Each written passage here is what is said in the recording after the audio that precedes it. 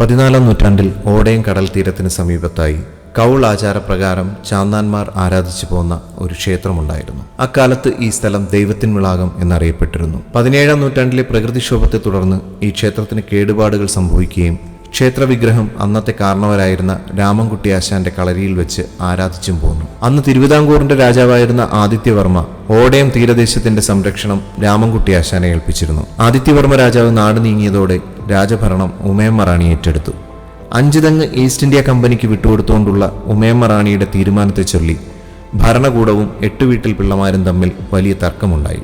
അക്കാലത്താണ് മുഗളന്മാർ തിരുവിതാംകൂറിനെ ആക്രമിക്കുകയും ക്ഷേത്രങ്ങൾ കൊള്ളയടിക്കുകയും തോവാള മുതൽ കാപ്പിൽ വരെയുള്ള പ്രദേശങ്ങൾ അവരുടെ അധീനതയിലാക്കുകയും ചെയ്തത്.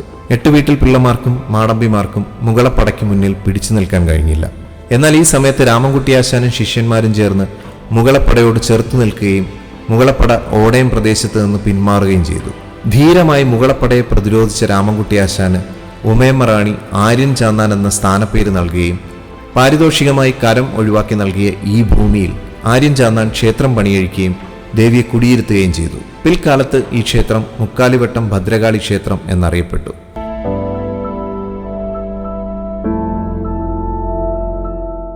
ദൈവത്തിൻവിളാകം കുടുംബം എന്ന് പറയുന്നത് ഓടയം പറമ്പിൽ ക്ഷേത്രത്തിലെ 1ാമത്തെ കുടുംബമാണ്.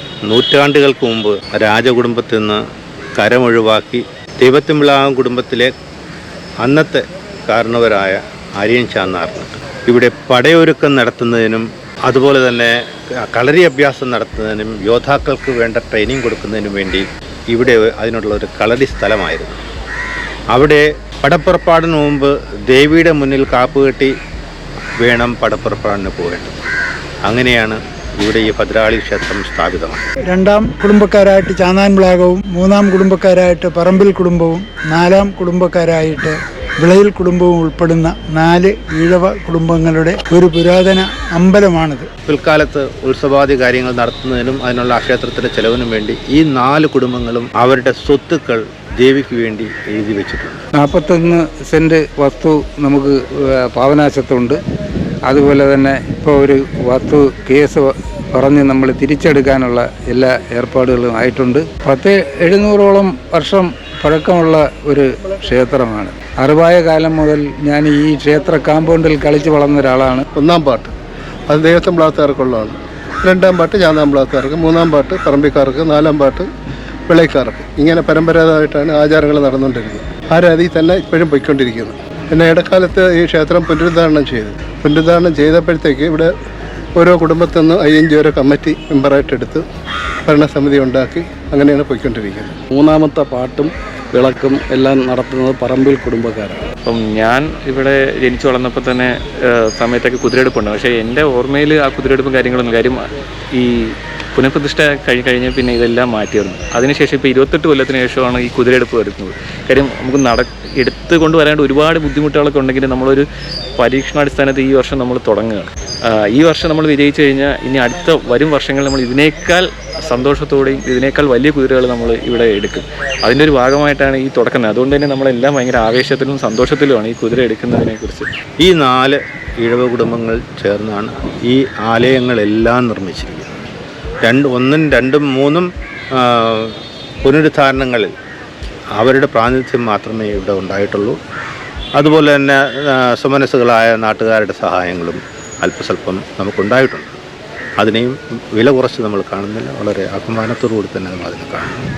പിന്നെ നമ്മുടെ പറമ്പിൽ കുടുംബക്കാർക്ക് എപ്പോഴും 3ാം പാട്ടെന്നാണ് പറയുന്നത്. അത് ഭയങ്കര പ്രത്യേകതയുള്ള ദിവസമാണ്. കാര്യം ദേവിയുടെ തൃക്കല്യാണം ഉള്ളൊരു ദിവസമാണ്. നമ്മുടെ വീട്ടിലെ ശരിക്കും ഒരു അംഗത്തിൻ്റെ കല്യാണം എങ്ങനെയാണോ അതുപോലെ തന്നെയാണ് നമ്മൾ ഇവിടെ നമ്മൾ നോക്കുന്നത്. മൊത്തം അലങ്കരിക്കുക, വരുന്നവർക്ക് നല്ല സദ്യ കൊടുക്കുക, മധുരപലഹാരങ്ങൾ കൊടുക്കുക, അതൊക്കെ ഉണ്ട്. പിന്നെ മാത്രമല്ല അതിൻ്റെ കൂട്ടത്തിൽ വെടിക്കട്ടെ. അപ്പോൾ അതിനൊക്കെ ഓടി നടന്ന് നമ്മളൊരു കല്യാണ വീട്ടിൽ എങ്ങനെയാണോ അതുപോലെ തന്നെ ഇരിക്കണം ഇവിടെ. എപ്പോഴും ഓടി നടന്ന് നമ്മൾ അതനുസരിച്ച് നമ്മൾ വർക്ക് ചെയ്യേണ്ടി വരും.